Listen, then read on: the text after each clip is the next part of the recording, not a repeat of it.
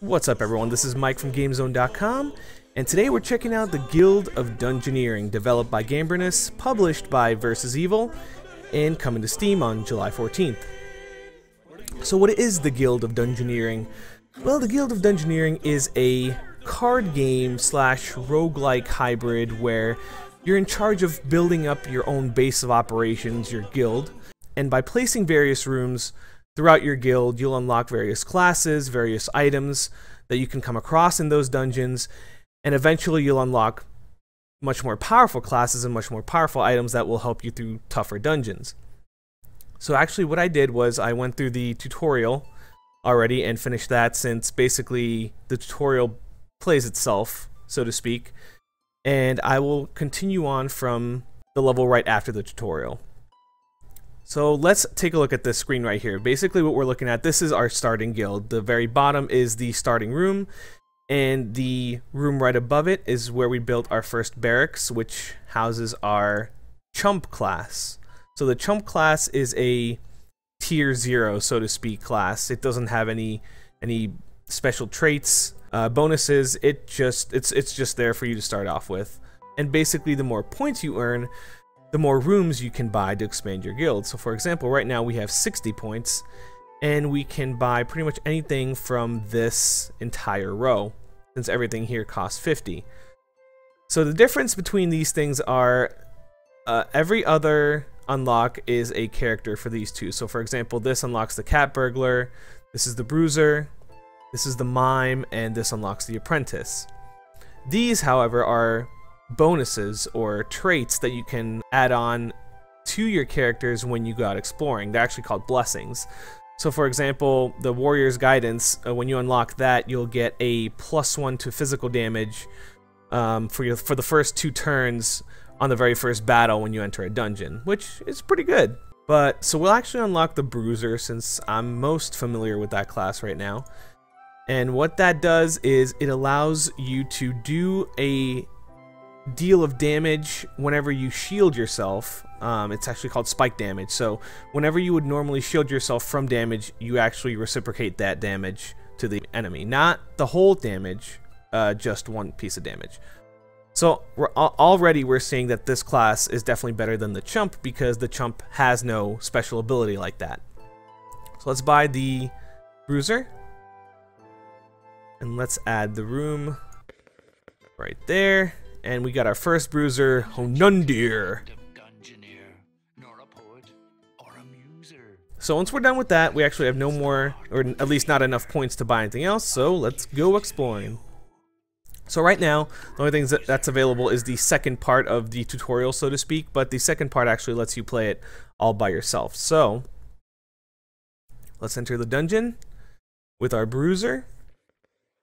And here we go. So basically exploring is all about laying down tiles and then even laying down enemies in order to complete your quest. So right now this objective right here is to defeat the Rat King, who's all the way up here.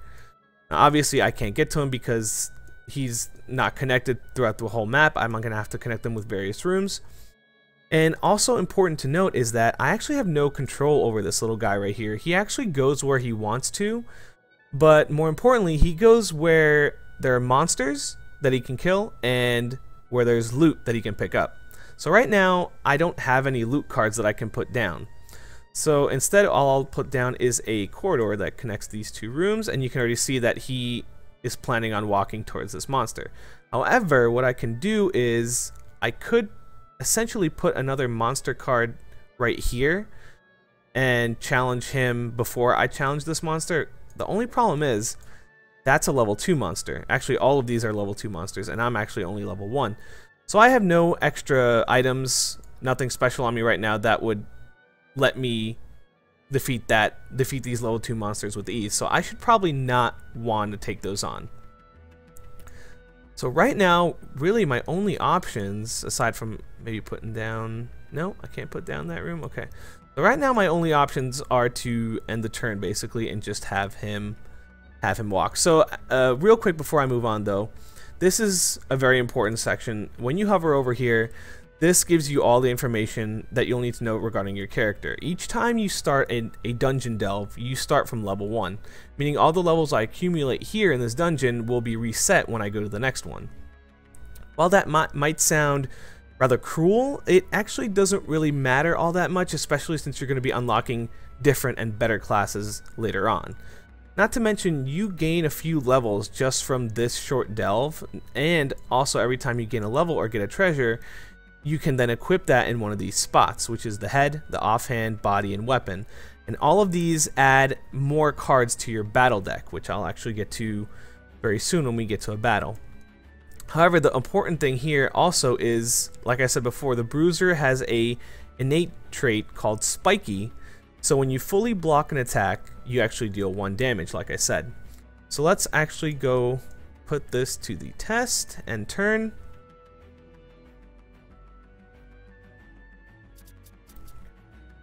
Alright, so still no loot cards, which kind of sucks, but I do have a few level 1 monsters, which would have been more helpful to have right here. But let's see if I can connect some rooms here. I could potentially connect this room, yep. And okay, so that was a fountain room, and basically you have a 50-50 chance for it to be positive or negative. I unfortunately got a negative. Fountain of combustion. Fighters gain burn the next fight, so I might actually want to avoid that if I can, but unfortunately right now I don't have another room to put here since there is no room that's able to connect this corner. So I kind of have to hope that the next turn will give me a better card. So let's end that turn and let's see what the battles are all about. So the battles are played out in a turn-based format where you actually get to see your opponent's card first, which lets you decide on what card out of the 3 you can play. It's a neat mechanic where you can kind of decide your strategy ahead of time instead of it being random. So right now I can see that he's using 1 physical damage, and unfortunately it's unblockable. So nothing, I can't use this card to block it, and I can't use that card to block it. So I might as well just use this one, which means we'll both deal each other damage. So another card, unfortunately, that he used, which is unblockable. So technically, let's say that it wasn't unblockable and I use this card. That means that I would deal 1 physical point of damage to him and also block the physical damage that he's doing. But since it's an unblockable card, it doesn't really matter. So this card is interesting because if I block this, then that means it's not successful and I won't have to discard one of my cards. So that's probably something I should do, considering if I would discard a card here, I would only have 2 to choose from each round. So let's actually block that attack, but since I have the Spiky trait, he's actually going to still get 1 damage. This is perfect, just 1 damage. Let's reciprocate that with 1 damage as well.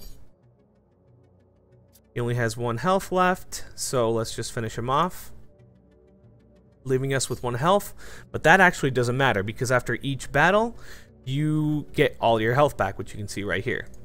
So actually this is important. So after your battles, when you level up, you get to choose a reward, which slots into one of these. So for example, this goes in your offhand, this goes on your head, this is your main weapon.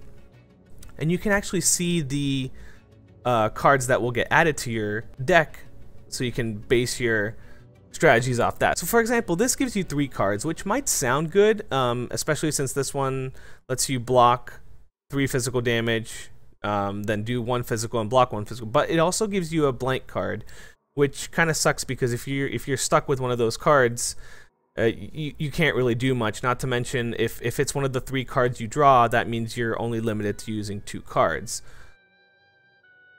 This one, for example, is really good because it blocks both physical and magical damage, but it also heals you for each one of those blocked. So that might not be a bad decision, and this is just pure physical damage and guarding, which might be good especially for the Bruiser class, considering he does 1 point of damage when actually blocking a physical damage. So let's actually go with the twig. And as you can see actually right down here, as soon as you equip one of those items, you always get you always can see the equipment right here, which is actually kind of cool. So let's see. Oh man, we are really gonna have to go through that room, it looks like. So let's add a giant bat to that fight, so at least we can get some sort of level. And that's actually going to be it. So let's do it. It's a shame that no loot cards are dropping, because I want to show you guys how to entice your explorer to go where you want him to go instead of him just wandering around where he wants to go. So once again, he's using an unblockable, which sort of sucks, but gotta live with it. We each do each other 1 damage. So this is a different type of damage. This is actually magical damage, and luckily I actually have a block magical damage card, which means if I play that, he will actually take 1 damage thanks to the spikiness. And he's actually resorting to that again, which unfortunately I can't block this time. And that also means that he's going to heal 1 heart.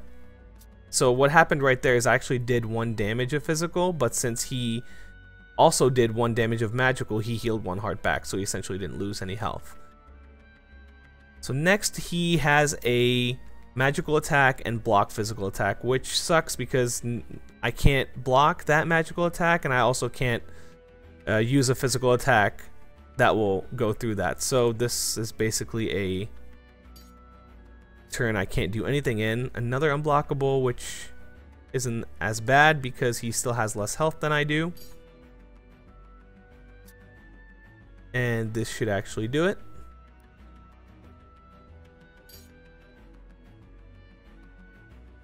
Alright, so once again, I can pick one of these loot pieces, which are definitely going to be helpful. That's a great physical damage reduction card. This gives me +1 heart, and this gives me a chance to do physical damage, but quickly. The lightning icon means that I get to do the damage first before the opponent gets to act. That comes in handy, especially when you and the opponent have 1 health left. So basically, if you would both damage each other, you would both die, and your hero would be dead, and you'd have to start over. However, if I'd use this card first, I would then be able to do that 1 damage, kill him first, and then still survive the fight. So that might not be a bad idea. However, I think I'm going to go with the heart, just because having more life is always better in this. So actually, here we go. I got my first loot card, which would have been a little more helpful, before, it's just so I wouldn't have to maybe go through this room and get that burn trait. But let's actually put a connecting room here. Let's add some loot to this guy, and let's add one of the rat men up here because he's level 2, and I have more than enough to be ready for him. So once again, the rats seem to be using these cards that unfortunately can't be blocked, which sort of sucks. And of course, we are taking 1 extra damage per round because of that burn fountain. So I gotta kind of be careful, although he only has 2 hearts left and I have 4, so I should be okay. Let's block that attack so I don't lose out on any card and deal damage, and he dies, which is good. And now that burn effect is gone. So now I can once again choose more loot to outfit my character with. Now, since I already have something on my body, I kind of don't want to replace that, because if I do, I'll lose out on one of the hearts. So let me add a offhand weapon, the Kappa, which will give me 2 magical attacks. And I also get some loot, some coin. And now we're ready to take on the Rat King. So I actually have all the slots filled, although I think the stiletto might be better than what I have. So actually, let's take the stiletto and head on over to the Rat King.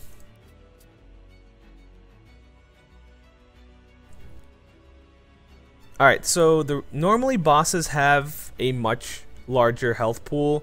Since this is the first dungeon, essentially, it does have slightly less than the bosses in the upcoming dungeons. It does have a trait though, plus 1 HP for each surrounding minion, which right now it has none because we eliminated them all, so that's good. Its cards are also going to be slightly better, but that should be no problem. So let's negate one of those and then deal 1 physical. Perfect. He's once again doing 2 physical damage. Let's just do 2 magical damage.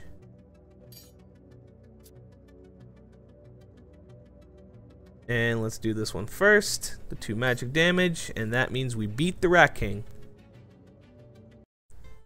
So that last level up was rather inconsequential because, as you'll see, the Bruiser will actually go back to being level 1, and we gain 90 gold, which is perfect, as well as a trophy room. Now the trophy room is actually kind of cool because it will house all of the trophies left behind various bosses. So right now we have the Rat King's tail, and this will fill up as we explore various dungeons.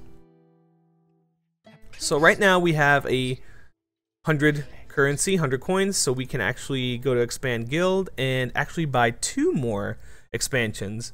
So what that means is we could actually unlock another character, or we can unlock better items that we could find during our dungeon delves, or maybe buy one of these blessings, which actually are not that bad.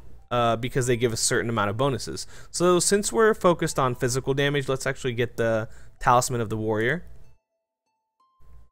So this does +1 to first physical damage in battle for first 2 fights. So that's pretty good. And then also let's make a blacksmith, which will add these 4 types of loot to dungeons when we defeat monsters. And these are definitely much better than what we've gotten so far. So let's build that. Let's add that to our next, let's to our Bruiser room. And let's go exploring. So now that the tutorial quest or quests are over, you can see that 3 new spots opened, which are technically 3 new dungeon delves. And each one now shows you how many quests you have to do to complete the whole adventure. So for example, Goblins has 2 quests, the Goblin Menace and then Orcs.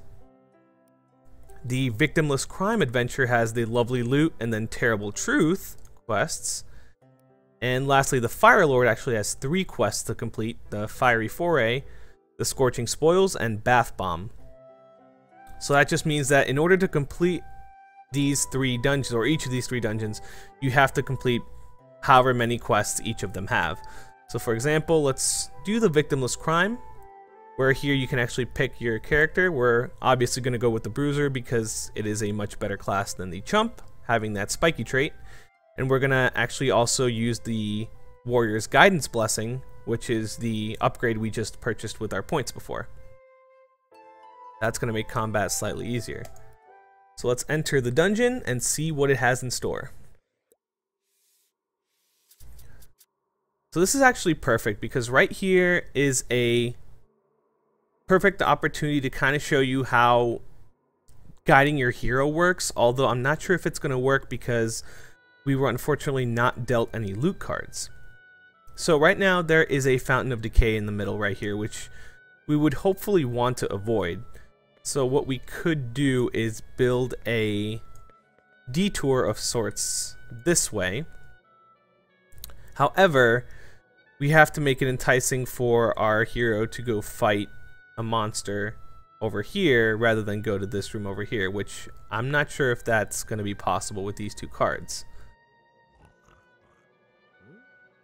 So unfortunately, he has no interest in fighting that. So right now we have Decay, and of course, as soon as we use that, we get 2 loot cards, which would have been way more favorable. So right now, he's already got his mind set on going to the chest. Which, fine, that makes sense considering that's one of our objectives. However, I kind of want to level up before taking on these level 2 zombies and bear owls. So let's put a scary spider here. Let's put a loot card here and a loot card down here. So as you can see now, he actually changed his trajectory and is heading towards the loot card, even though he technically could have gone to the other one first. So that's kind of how you can guide and persuade him to take different paths than he normally would when you want to avoid certain rooms. However, you're always stuck with the hand that you're dealt, meaning if you don't have any loot cards and you don't have any ways of enticing him to go a different way, he's unfortunately going to be stuck going his original route. So this sucks because now we have the decay, which is +2 damage in 1 turn, causes 1 extra damage. So basically we don't want to take 2+ damage, which already this kind of sucks, but thankfully we can block one of those. Let's see if we can survive this fight. Let's do that one.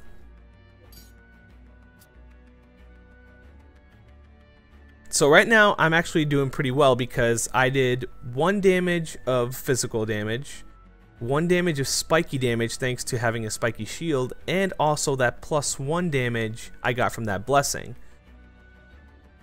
So let's actually block this as well, which means he's going to take a health and as well another one from my spiky shield. And that means he should be good to go right here. Ooh, that was close. So once again, we get to equip Honundir with some rather silly tools like the twig. +1 heart, that's actually not a bad idea. Let's do the +1 heart. So as you can see, this fight is already going to be slightly tougher because his health is much larger than mine. He's doing 2 physical damage and he's doing 1 damage to himself. So that means, unfortunately, I'm going to have to take that considering I have no shields. So we're actually not that horrible off yet. Let's block that magic damage, which does 1 damage to him, and right now we're actually equal health, which is good. We can't block this magic spell, but we can actually do 2 damage of physical, so that's good. And so right now we're actually 4 health versus his 3 health, which is good. So let's actually block one of these physical damages with the shield, which will in turn also do 1 extra damage, and also he took damage with his own card. So it was pretty good. It was a pretty good play. And let's use that gold. We can't use that gold. Okay, so that gold can't go there because it's already occupied by the large chest, which that's okay. Actually, you know what? Let's put that here. Oh, he actually won't go towards that. Interesting. So he will always pick the loot that's more lucrative, I would say, which the large chest makes way more sense than going after a gold pouch. So let's just go with that. Let's end the turn. And let's take on the final boss, for this quest at least, which is the Bear Owl.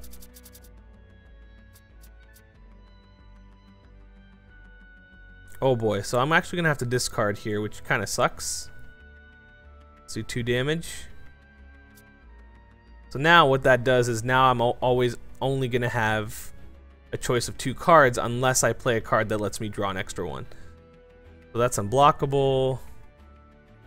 That's not that great, but let's play that anyway since that will at least do 1 damage. Oh, he is really wanting to limit my card pool here. So now I'm only gonna have 1 card to pick from, which is not very good. So he healed while I took damage. Oh man, this isn't looking good.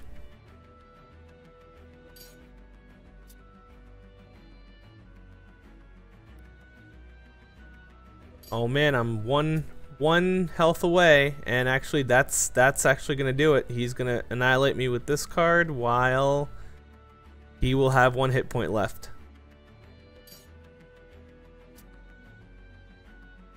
Unfortunately, this was a unsuccessful dungeon delve.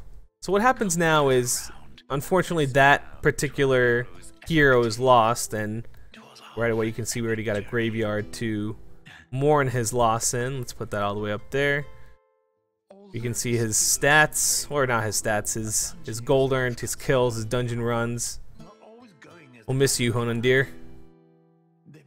However, good news is that a new one will come take his place. And since you always start from level 1 with each dungeon delve, it doesn't really matter if you lose a character since the levels always get reset. Not to mention the items always get reset as well. Unless of course you're going for some record runs with a single character, then yes, that's gonna suck. So since we already went through the quest with the treasure chest, let's actually see what the other quest looked like. So let's take Omnund our bruiser to the Fire Lord adventure. Doesn't seem like a hard task at all. What we could actually do right now is make a room right here with a goblin, as well as a room right here, which hopefully we'll be able to connect these two rooms. And then, yeah, let's just head on over to the fountain room.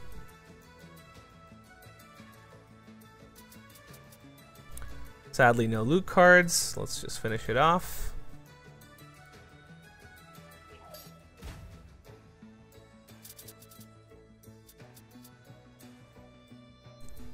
Oh man, they're making this way too easy for me. Alright. Magic attack, that's unblockable. Okay. So this is cool because now with this card I actually got to draw another card, which means I now have a pool of 4 cards I can choose from each time unless he plays a card that destroys one of mine. So he's doing a physical and a magical attack. Interesting. So let's block the physical one.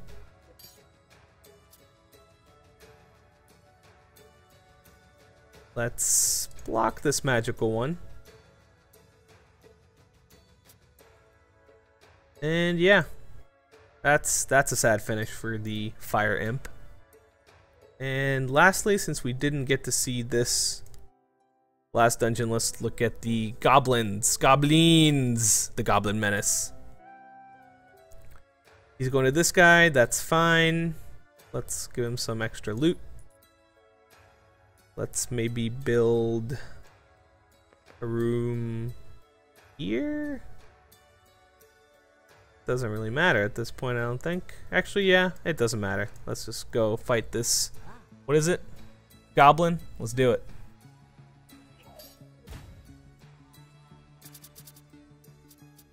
Already having more hearts than the enemy is very comforting. So let's block this so he can't take any of my cards. That's a big no-no. Gonna block that too because I like my hearts, like my health. Ooh, man, really wish I would have saved that now. Well, that just goes to show poor planning on my part. So let's do that 1 damage, but he's already gonna die anyway. Let's see, I have a body item. Man, do I want another heart? You know I do. Now let's make our way towards the last objective. The goblin. Headbutt. Oh, gonna block that, sir. Can't block that. Ouch. I'll take one of my cards. Boo. Gonna block one of those. And lastly, well, it doesn't really matter here because he's gonna kill himself with that card. And that completes the Goblin's quest. So as you can see, you never really get a whole lot of gold each time until you complete the entire adventure. That just means that right now I definitely wouldn't have enough to build another room because once again I only have 32. And every room, as I've said before, on the top costs 50. So no new rooms for me. But it's actually okay because right now I have more than enough to possibly beat all those adventures with my bruiser. Let's see, I built the bruiser camp, the woodworking, the blacksmith. That gives me extra items. So I should really be set to go. So the last thing I actually want to touch on slightly is the art style for the game, because the game, developer Gambrinous was going for a old pen and paper feel of old school pen and paper RPG. So obviously it's all actually, as you can see, all done on graph paper, and each of the rooms is actually colored in with what looks like pencil.